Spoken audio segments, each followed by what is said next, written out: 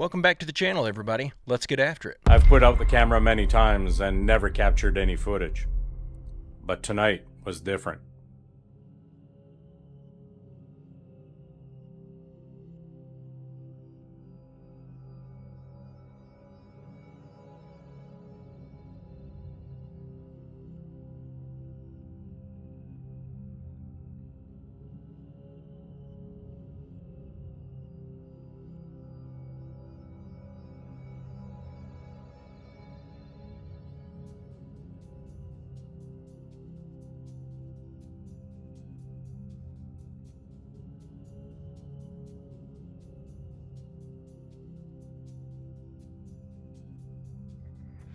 Well, good morning. This morning it almost feels like somebody doesn't want us to camp here anymore. Somebody shared that with me in the Discord and I just had to put it in here. Apparently the channel that posted this has never posted anything like it before or since, and they posted this a couple months ago. I don't think it's anything paranormal. It kind of looks like somebody in military gear checking out their campsite and the camera just doesn't have enough light to pick them up properly. That was my first guess anyway whenever I saw this, but I don't really have a great understanding of how those trail camps work. So they showed them a photo of an alien grey, and this shaman just went, "That's Mak Wabu." These guys who were doing a podcast got these Amazonian shamans on, and they were like, tribesmen from the Amazonian basin, living out in the jungle, drinking the ayahuasca, very much in communion with nature, no connection to modern society. And they asked, well, before they got the photo out, they asked them, like, do you know what an alien is? Like, what do you think about aliens? And they were like, no idea what that means. They haven't got a term for it in their language. So they showed them a photo of an alien grey, and this shaman just went, "That's Mak Wabu." And they had a whole story about Mak Wabu, this human that became an ant that lives underground and it can take your soul, and you need to be a good shaman to bring that soul back.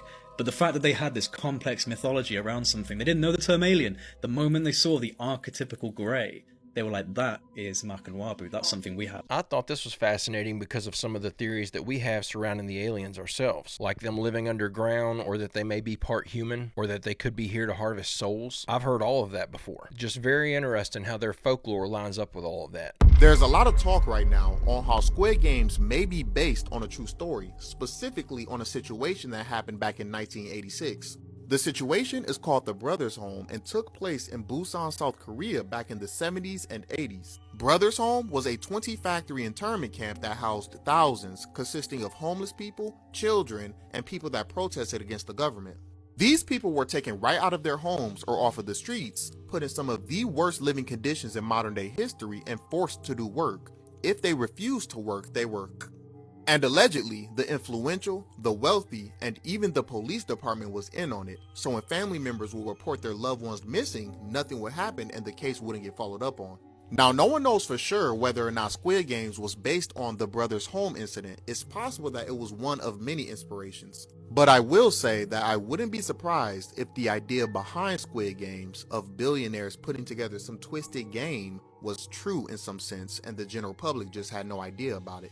This one wouldn't surprise me at all. There have been enough movies made about rich people hunting poor people for sport that it had to come from somewhere. There's just simply no chance that this hasn't happened at least once in history. I'd really like to dive into that Brothers Home incident and learn more about that though. That seems like a pretty good reason to stay out of South Korea if they had stuff like that going on not too long ago. That does sound like a real life horror movie plot. Hey, don't forget to hit like and subscribe if you haven't already, and check out my merch store at barry-stepp.com. The people who were fighting, when they were fighting in these wars, they were fighting for these buildings. Like, these buildings have been around for such a long period of time, and different people would inhabit them or take them, and then the people around them would fight them for them. And it just blew my mind because I found these pictures of castles where they just have moats and all kinds of things around them. And now they don't have any of that. And I started thinking through each fight or war or whatever it was of these different people, then all of a sudden things kind of got broken down. But it really started to make me question everything. And then I found one book which kind of blew my mind, The Boy's Book of Airships. And they were explaining flight in 1783. But flight was not displayed until about 1901 with the World Fair. So it's made me start to realize that a lot of stuff goes back a lot farther. There's nothing new under the sun. And the more I would explore this topic and just kind of, just pick one, like flight or materials, whatever, nothing added up. And I realized that because these buildings, when you walk into them, I went into a couple cathedrals in New York City. When you walk into them, they touch your soul. It's very hard to explain, but you get goosebumps and you can feel this building, and I found footage from that building from 1899. The more I see photos of these ancient buildings that were supposedly built by guys that were riding around in horse-drawn buggies, the more I start to question even the story of Christopher Columbus. At the very least, it looks like there was a possibility that the Native Americans were not the only ones here when he discovered America. Some of these timelines we're given just don't make any sense. Now, I'm not saying that Christopher Columbus wasn't real or that he didn't discover the continent. I'm just saying it looks like there might be a lot more to the story than what they're telling us. You can actually smell a person's pheromones, and if their immune system is a good match for your immune system in terms of producing a kid, they will be more attractive to you. So they did a study where they had men wear shirts for like 3 days, and then they put their shirts in plastic bags, and they had women on birth control and off birth control smell the shirts. The women who were off birth control, when they smelled the shirts, they were attracted to the men who had complementary immune systems. And the women on birth control they couldn't tell which men, they weren't more attracted to the men with good immune systems for them. And has there been for the past 60 years a selection pressure artificially from birth control making women choose to mate with men that have more feminine characteristics? If you look up studies on how birth control changes women's mating preferences, it's dramatic. There have been tons of studies on this. I think that birth control is one of the worst things that was ever pushed on the American population. Besides all the side effects that you have to deal with from a lot of them, they absolutely destroy marriages. I've seen studies where they took women who had been on birth control for a long time and then took them off of it, and they said that they were no longer attracted to their partners who they got with while they were on the birth control. If a medication is affecting your hormones to that degree, it can't be good for you. All these medicines people are on today really scare me, and some of the side effects from some of this stuff's not going to be known about until it's too late for some people. There's some really exciting new technologies coming out in the world. They built a Tesla tower, and they applied a newer concept, I guess, that was from a German scientist, a new understanding of this concept, a guy by the name of Zenit.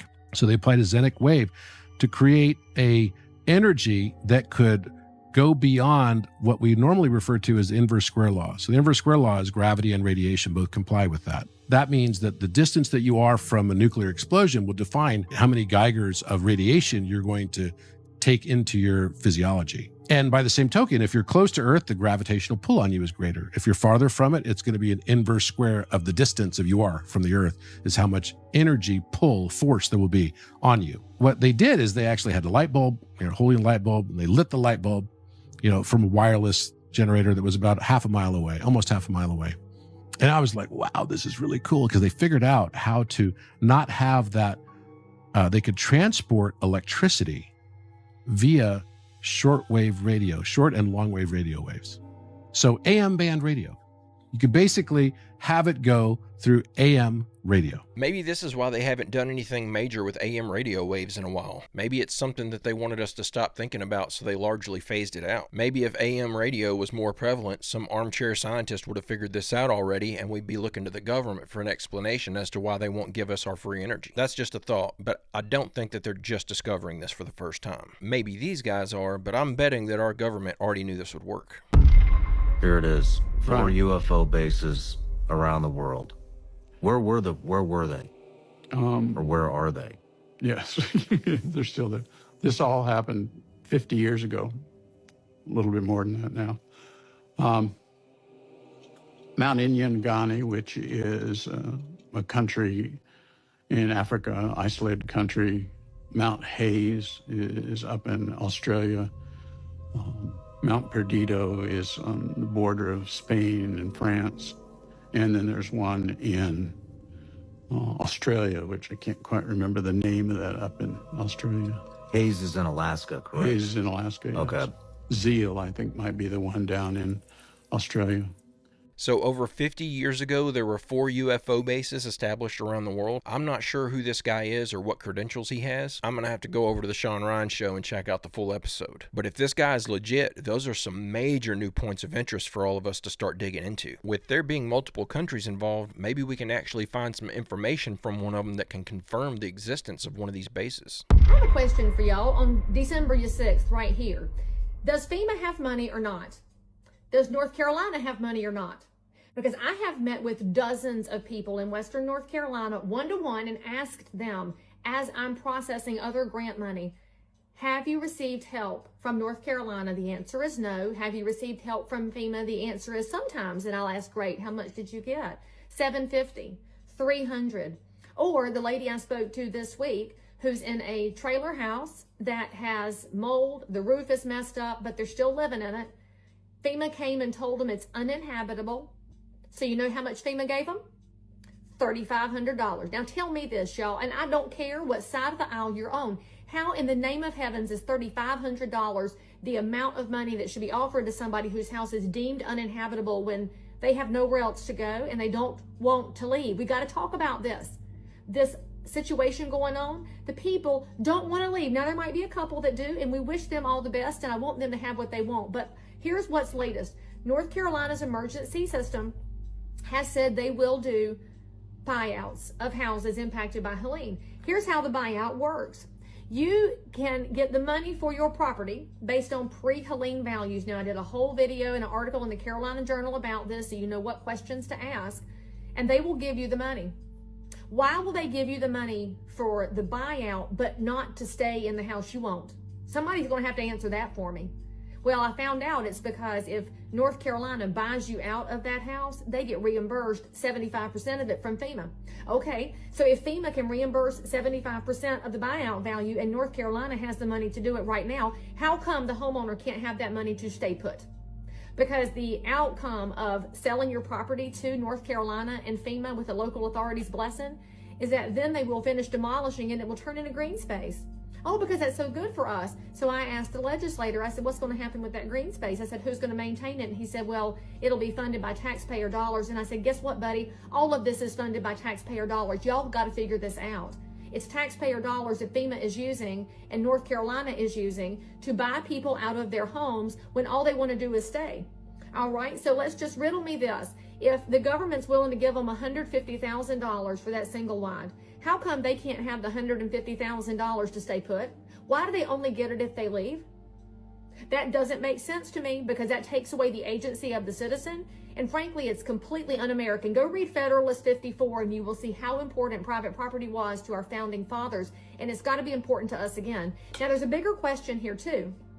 Why does FEMA have jurisdiction to do this? How much power does this agency have? And when is some very bright lawyer going to call me, and y'all please share this with your lawyer friends, seems to me that the Chevron doctrine, which got overturned by the Supreme Court this year, should be in play here because FEMA is nothing more than an agency overstepping its bounds. And we have local authorities caving to FEMA. North Carolina's doing whatever they're told to do because they want to grab the money. And you know who's caught in the middle of all this in the worst possible position? It's a homeowner who wants to stay in their communities. Yesterday, I was meeting with some people in a small town. It's not even a town, it's a hamlet, really.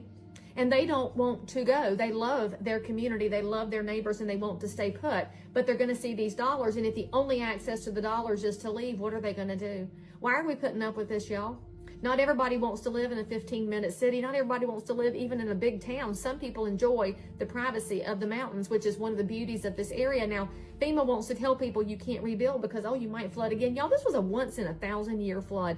And if somebody wants to stay put, why can't they sign a waiver? In fact, let's talk about that real quick because if you have a mortgage on a property, the mortgage requires you to have insurance, and insurance ain't paying right now. And the mortgage might require you to have flood insurance, and flood insurance ain't paying. So why exactly does the bank get to make you hold insurance and flood insurance when those items won't pay out anyway? And then here you are. You're in a property that you were told was okay, but you can't get payout from insurance or flood insurance, and now you're told the only way to get any money to get your life going is to leave. It's wrong. It's wrong. If you're in North Carolina, I need you to call your legislators on the Raleigh level and the DC level and tell them to shut FEMA down. FEMA should not have the final word over what our North Carolina citizens can do. Raleigh should be saying to the people, what do you want? Because the last time I checked, nobody in any level of government is asking the people what they want. I will, because I'm a North Carolina taxpayer too. And for the record, these dollars that y'all are throwing around, they're my dollars. I'm a taxpayer. It's the person I talked to yesterday in that single wide. They're her dollars.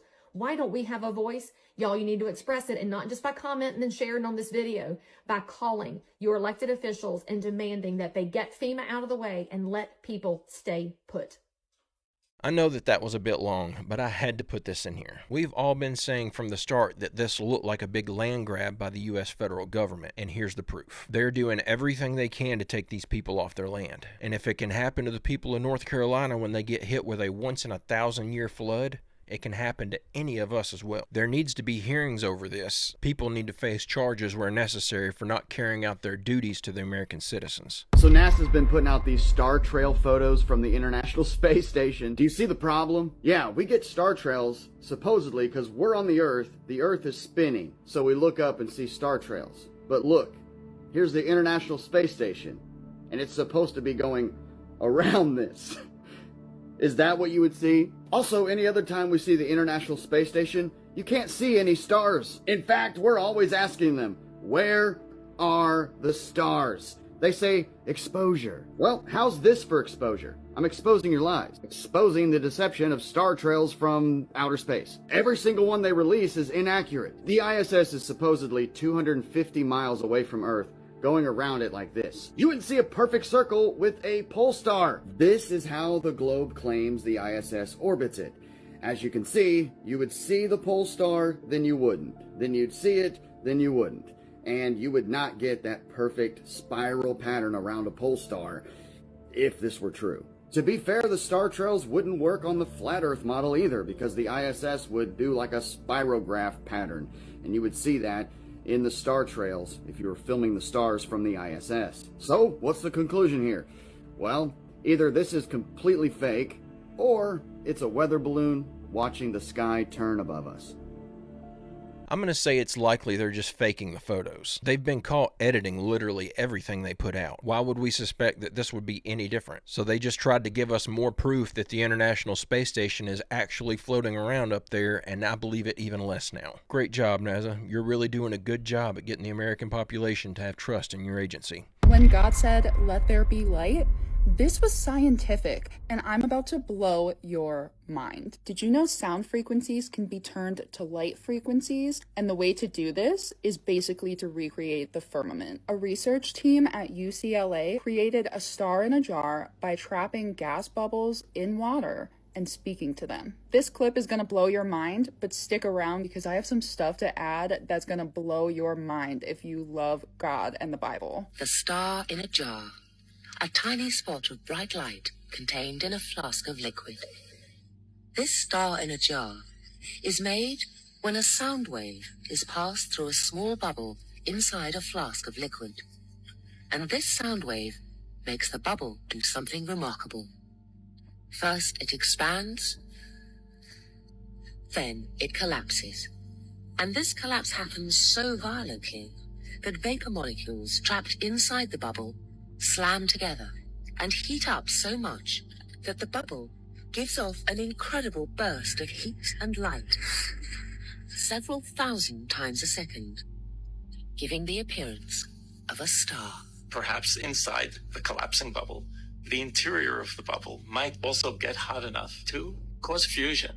Upon further research, the only way that they can create those gas bubbles to send the sound through to create the stars is by creating a vacuum environment, adding water, and violently ripping the water apart. So on day 2 of creation, God took all of this water, separated it all at once, which definitely qualifies as violently ripping it apart in a vacuum space, placed the firmament, and God said, "Let there be lights in the firmament of the heaven to divide the day from the night." So I asked ChatGPT about the frequencies required to create a sonoluminescence effect, which is the star in a jar, and then I asked it to take the frequency of the sound and place it on the color spectrum with its coordinating color. And the color that creates sonoluminescence would be green. And if you've been around my page, I've had this theory that Polaris is God's throne room, and Polaris emanates a green light. So our gas bubbles would be right about here in the firmament. My theory is that we know that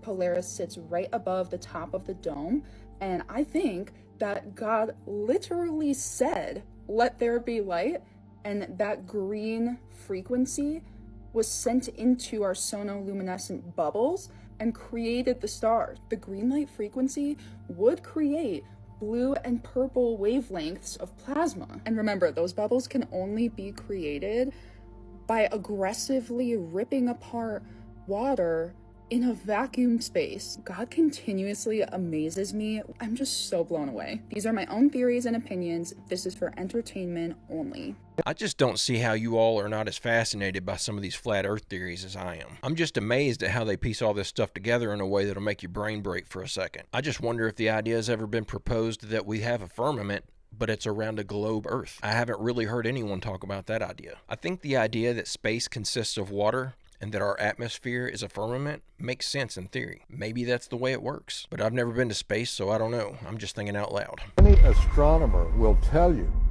that the sight of the celestial heavens from the surface of the moon by astronauts would have been breathtaking, overwhelming, and certainly would have evoked a tremendous response on the part of any human being on the moon. Why didn't the astronauts take a telescopic camera? They could have gotten pictures of the stars that are impossible to get on Earth because of the atmospheric interference. Micrometeorites are particles ranging in size, say, from a grain of sand on up to something formidable like the size of a human fist. Micrometeorites rain on the surface of the moon constantly. 25,000 meteorites enter the Earth's atmosphere every day. But they don't harm anybody because the majority of them are burned up by the atmosphere. And on the moon, there's no atmosphere. The meteorites rain down on everything. Micrometeorites traveling up to 30,000 miles per hour. One wonders why they were able to get such perfect photographs on the moon when obviously micrometeorites could have gone right through the Hasselblad cameras. I felt about what about the air conditioning in the lunar module? Oh, yeah. Lunar module on the moon was assailed by sunlight, unobstructed by any atmosphere. The surface of the moon, when the sun is shining on it, is about 250 degrees Fahrenheit. How were the astronauts able to air cool or water cool or cool in any way the interior of the lunar excursion module? They only had batteries, and batteries run down very quickly when they're running air conditioning equipment. Investigates the lunar excursion module that there would have been no way to keep the astronauts alive in an environment that was hot enough to bake cookies. The lunar ascent and descent engines were propelled by hypergolic propellants which, when they are mixed, ignite spontaneously. Now, these two propellants produce a very hot red gas. I've seen them tested at Rocketdyne many times. In photographs taken on the moon, there is practically no visible gas being emitted from the ascent engine when it takes off, nor is there any indication when they are descending. The sounds of engines run up in excess of 150 decibels. In broadcasts from the moon, we hear the astronauts conversing in a normal tone of voice and saying things like "quiet ride." The lunar module, underneath the engine cone, the jet nozzle, there is no crater. I would say that the strongest piece of evidence, other than the stars, is the fact that there is no disturbance underneath the lunar excursion module upon its landing. I had to look some of this up to make sure that this information was correct, and in the daytime, the surface can reach up to 260 degrees Fahrenheit. At night, it can get down to negative 280 degrees Fahrenheit. How in the world were they walking on the surface of that thing? Especially with all the meteorites that should have been ripping through them and their equipment. I'm completely convinced that if we've been to the moon, we didn't get to see it. In my opinion, that footage they showed us in 1969 is 100% fake. Well, that's the end of our clips today, everybody, but before you run off, I've got some viewer packages to open. First off, we have an anonymous package. There was no return Well, there's a return address with no name on it, but I got a little printed out book with some information in it here. It looks like it's got a lot of different survival techniques and knot tying, medicinal herbs, stuff like that. Pretty cool. I'll definitely check that out. Thank you very much to whoever sent it. Next, we have a package that comes with a note that says, "To Barry Stepp, here's some very light reading for when you have nothing to do. Big fan, Carlos Darwing." I think I'm pronouncing that last name wrong. I think it's Dawring, D-A-W-R-I-N-G. And he sent me 4 books that he authored himself. A book on flat earth, a book entitled The Ghost Code, one titled Fake Alien Invasion, and one called Celestry, The Hidden Watchers. These look very interesting. Can't wait to dig into them. Thank you very much, Carlos. Next unfortunately, this next package, I got a book that looks really good. The Lost Scriptures of Giza, Enoch, and the Origin of the World's Oldest Texts. Absolutely interested to dig into this. Unfortunately, I don't know who sent it. It was sent to me through the Amazon Fulfillment Center with no return address and no note. Whoever sent me this, thank you very much. I greatly appreciate it. So this next package comes from a viewer named David Rodriguez, and he sent me several things. He sent me a book titled The Water Magister's Self-Discovery, Book 1. And inside he wrote an inscription and taped a blue jay feather and an owl feather. Don't want to lose that. He sent a letter, but I'm just going to read the inscription in this book that says, "To Barry, thank you for all that you share. The intro of this book is dark, but necessary to show how much one person can heal. Much love, David." That makes the book sound pretty intriguing, so I love you guys send me mostly books. That I genuinely appreciate it because I love to read. He also sent me a wooden replica of Solomon's seal, and this one says The Sigil of Chogo Pal. And just so you're aware, I will read your letter off air. It's 2 pages, and I don't want to take up everybody's time with that, but I will read it. I appreciate that you took the time to write it for me, and I will absolutely read through it. Next, we have from Erica Bryan. She sent me a letter that says, "Let's get after it." I'm going to read this as well off air. And Erica sent me a hand-drawn portrait of me. Gotta grow the beard back out to make it match again, but it looks dang good. It looks like me. That is awesome. Thank you so much. Next, someone sent me a 2025 official Trump calendar, a black MAGA hat. That's awesome. I don't own one of these. Well, I guess I do now. Thank you. Looks like he sent me 2 shirts. They're both the same thing and both in my size, a large. Awesome. 2 Trump shirts that say "Fear Not" and have him standing in front of an American flag. I'll open it.